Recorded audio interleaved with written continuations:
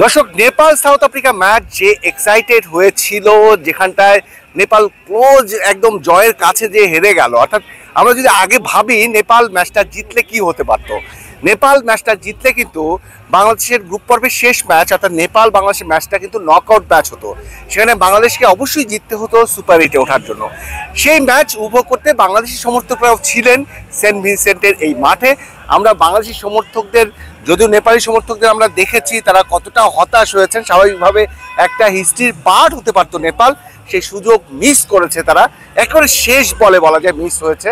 আমরা বাংলাদেশের যারা সমর্থক এই ম্যাচটা দেখতে এসেছিলেন তারা সম্ভবত, যদিও প্রতিবেশী দেশ নেপাল, তাদের সাকসেস আশা করা যায়, আমরা প্রত্যাশা করি, কিন্তু বাংলাদেশের স্বার্থ রক্ষা দেখতে গেলে নেপালের হেরে যাওয়াটা বাংলাদেশের অন্ততপক্ষে সেফ জোন তৈরি হয়েছে। আমরা একটু জানতে চাই তারা আসলে কি ভেবেছিলেন, নেপাল যখন একদম ক্লোজ করে ফেলেছে ম্যাচটা সাউথ আফ্রিকার বিপক্ষে, কেমন এক্সাইটেড ছিলেন আমরা যদি একটু জানতে চাই। এই ম্যাচটা দেখতে এসে আপনাদের কেমন এক্সাইটেশন কাজ করেছে?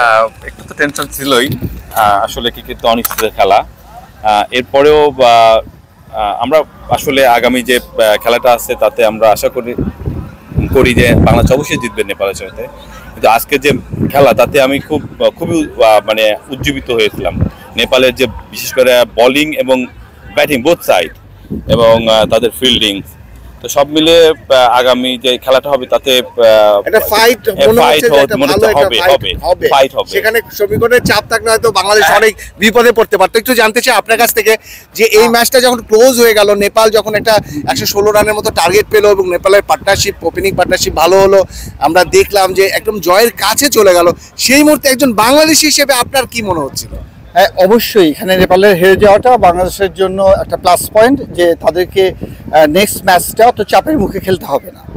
বাট তারপরেও আমি ব্যক্তিগতভাবে মনে করি, যতটুকু ক্রিকেট বুঝি সেটাতে আমি দেখি যে বাংলাদেশের চেয়ে নেপাল সাউথ আফ্রিকার সাথে একটা ভালো কম্পিট করেছে। বাট আমি ব্যক্তিগত আশা রাখি যে বাংলাদেশ পরবর্তী ম্যাচে নেপালের সাথে জিতবে, এটা আমি ব্যক্তিগতভাবে মনে করি। বাট সাউথ আফ্রিকা এই ম্যাচে জিতে আমাদেরকে রিলিফ দিয়েছে, এটা অবশ্যই বলতে পারি। কিন্তু আমরা চাই শেষ ম্যাচটা নেপালের সঙ্গে জয়ের মধ্য দিয়ে সুপার 8-এ অংশ নিক বাংলাদেশ। একই প্রশ্নটা জানতে চাই, আপনার শেষ মুহূর্তের কিউরিসিটি বা শেষ মুহূর্তের জেস্চারটা কেমন ছিল যখন নেপাল একেবারে মনে হচ্ছিল ম্যাচটা জিতেই যায়? আমি আপনার চাচ্ছিলাম নেপাল জিতুক। নেপাল জিতলে আমরা যদি নেপালকে হারাতে পারতাম তাহলে we would have probably been the group champions. আমরা D1 গ্রুপে D1 হিসাবে we could have moved on forward. Overall খুবই এক্সাইটেড ছিলাম, গেমটা খুবই ভালো ছিল। লাস্ট বল পর্যন্ত আমরা সবাই উই ওয়ার অন আওয়ার টোজ যে কে জিতবে, but it was a great game.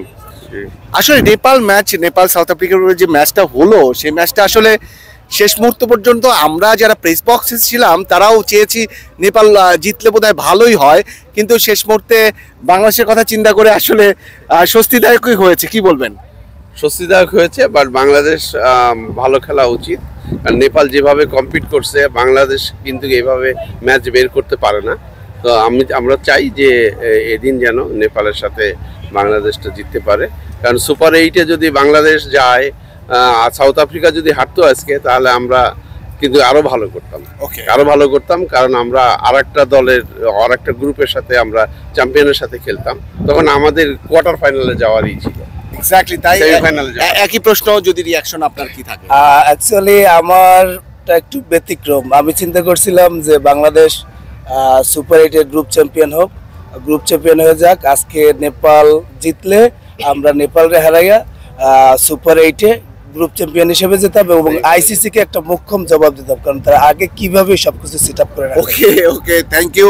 যেটা পেলাম যে বাংলাদেশ এই ম্যাচে যদি নেপাল জিতে যেত তাহলে বাংলাদেশের খাঁটি সোনা হয়ে কিন্তু কঠিন পরীক্ষা দিয়ে উঠতে হতো সুপার 8-এর খেলায়। তবু শেষ কথায় যেটি দর্শকরা বলছিলেন যে বাংলাদেশের পারফরমেন্স আসলে আরো ভালো পারফরমেন্স করতে হবে সুপার 8-এ যারা প্রতিপক্ষ রয়েছে। Abdullah Hira, DBC news, saint Vincent, West Indies.